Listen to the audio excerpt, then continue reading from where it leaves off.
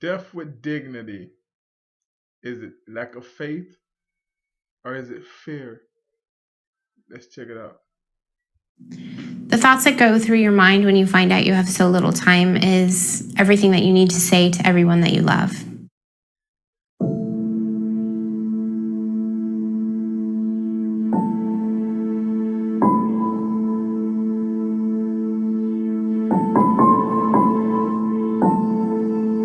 So after getting married is when I first started experiencing the headaches, and they were quite severe. And I didn't understand them because I had never had anything like that before in my life. Right when I was diagnosed, my husband and I were actively trying for a family, which is heartbreaking for us both.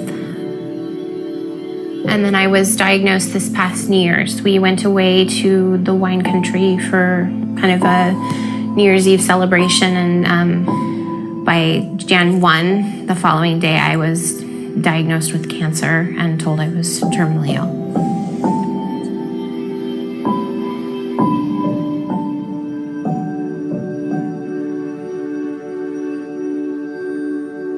I was told I had a grade 2 astrocytoma, and was told anywhere from 3, maybe 5, up to 10 years to live.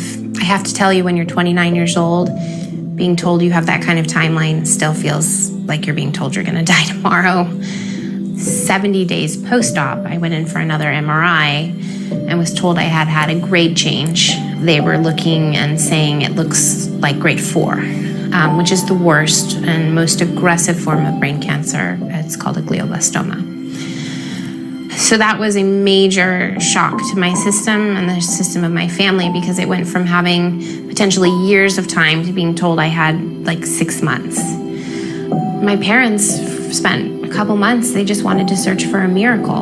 In the beginning, I hoped for everything. I hoped that they had just the wrong x-rays, the wrong set of scans. It was all just a big clerical mishap.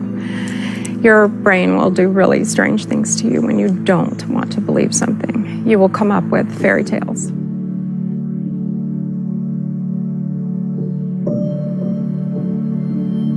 I don't wake up every day and look at it. It's in a safe spot, and I know that it's there when I need it. I plan to be surrounded by my immediate family, which is my husband and my mother and my stepfather and my best friend, who's also a physician, and probably not much more people. And I will die upstairs in my bedroom that I share with my husband,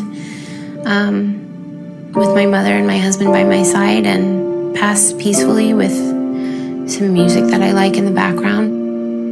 Between suffering or being allowed to decide when enough is enough, it just, to me, makes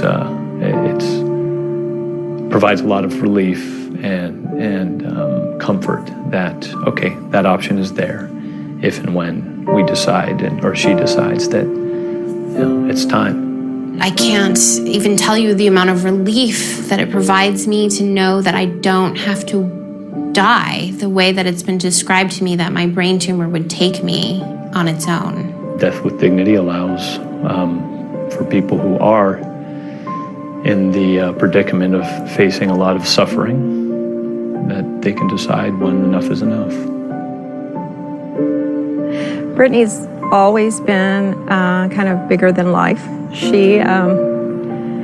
She's kind of a wanderlust, and she's always liked exciting things, adrenaline.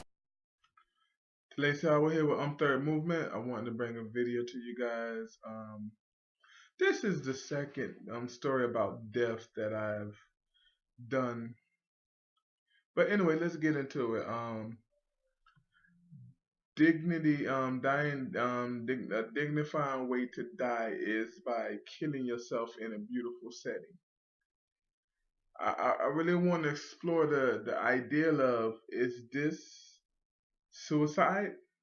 Why are we trying to pretty up everything? Like, this is suicide looking beautiful. Like, this is like she gonna die at home with the perfect music and everything, and it's First of all, I want to start off by saying I my condolence to her and her family to even get that news. She's around 30 years old. That's the age I am, and just couldn't imagine. I just couldn't imagine my life, ending. You know, I don't know, I just can't imagine. But we don't live to live; we live to die. As Christians, because we know that on the other side there's a better place. All right, so here's the deal. Three things I want to focus on in this video, in this talk with you guys. The first thing is, we kind of got into it a little bit, but that's the suicide. The second thing I want to focus on is the lack of faith, right? Um, if we have faith, what can we do? Let the faith in this land is just gone. And the third thing I want to explore is this a new weapon for the enemy? Is this a new way the enemy is using people? All right, so we got into a little bit of suicide, man. I just think it's disheartening the way they trying to beautify suicide. We have made everything beautiful. We make monsters beautiful. We take zombies and make them fall in love with humans. We take vampires and make them fall in love with humans. And we just beautify everything. Everything horrible, we are beautifying it now. And suicide is another one. Like we're trying to make this seem like this is the most glorious thing ever. Like, oh, this is just a blessing to be able to kill myself and with my family around. I just can't. When did we become people that watch death and then just think that's a good thing? Now, this is a different situation because she's trying to beat the cancer, but that goes into my next topic is faith. Like, and I don't know if she's a believer or not. I didn't say, but obviously, if you was a believer and you had the characteristic of a believer, faith, you're gonna say, "Well, Lord, I'm gonna live like I'm gonna beat this thing, and if it takes me, then it takes me. I'm just gonna have to come and see you. But until then, I'm gonna do everything that I can do to glorify you." And this, to be honest, this wasn't the whole document. I'll leave a link below to let you look at the whole thing if you haven't seen it. But it's just disheartening that we don't have faith. We run out of faith.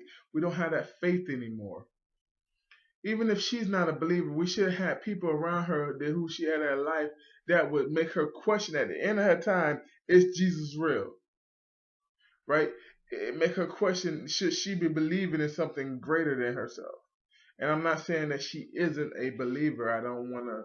I'm just saying that we got to start living in faith. We got to have this faith thing down packed better than what we have it right now. The last thing I want to talk about is this assisted suicide. This is something that's going to increase. Like I heard about this story, the center in Oregon that allows you to do assisted suicide, but I didn't know. I thought it was like people was fighting. I didn't know. It's out there now. Like they publicizing this story for a reason, right? They found the most beautiful story, the most beautiful way that they can publicize this story, and to get assisted suicide out there. That's gonna be that's not gonna be. It is a thing right now. Assisted suicide is a thing right now. We really have to be vigilant and start praying for these people that's going through that. This video is more than just a let you know this story is going on. This video is saying, okay, this lady has to November the 1st, I believe. She said she's gonna do it. Between there and now, we should be praying. I'm calling everybody who is a Christian, everybody who is a believer, everybody who believes in prayer, everybody who has faith, even if it's just a little bit of faith. Let's pray for this lady, man. Let's get on our knees and let our knees be hurting for this lady.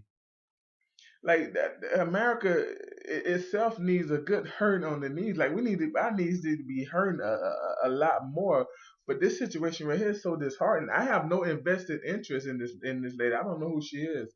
It's a story that I heard online.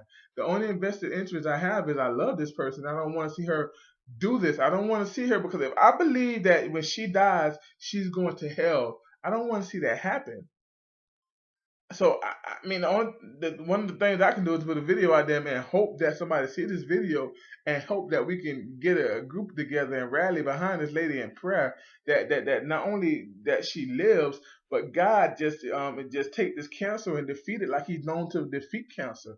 I believe in that. I believe in God that way.